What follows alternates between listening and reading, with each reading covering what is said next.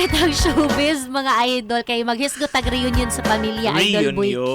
Kinsa may dili malipay anang subling magkahiuli taliwa sa mga kasungian. Nagkahiuli, nagkauban o hinaot pa nga magmalinaw na ilang pagpuyo Idol Boyki.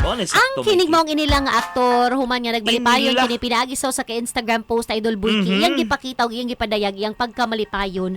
Human nga finally nagka-reunited sila sa iyahang mga anak mga idol. Ato na i-reveal kay para masakay kay mako bareta sa mga sila daan Idol Boyki wanay lain pang nilang aktor nga si Dennis Padilla.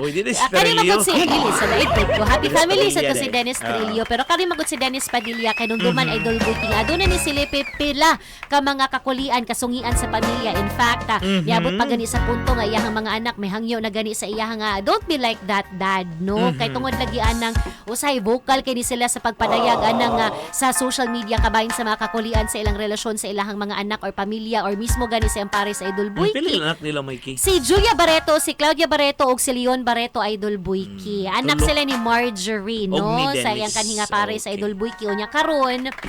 So sa Instagram post makita nga nagkauban sila nya nadyo siya gibutang sa caption nga ni Boyki nga miss you mga anak ko. So dikit dali man kamingaw sa kaamahan pero sumapa lagi niya. Man niya may kinukay naaman sa side nilang Marjorie. Pero mo lagi na ang iyang mga anak in fairness ng Idol Boyki sumapa sa katubitong nga ni buto tong lain pong istorya nga doon na sila kakulian kay hangyo ba yain taw niyang mga anak nga gipangga nila ilang amahan pero dili lang unta ingon ana bitaw nga kana bitong sa publiko na ang ilahang mga problema sa ilang pamilya. Mga dirty linens. No, sumo na mga idol ang ato ang pagampo nga kung adunay mga kakulian sa pamilya nagkatibuag sa hinaut pa nga magkahiusa o magmalinaw, no?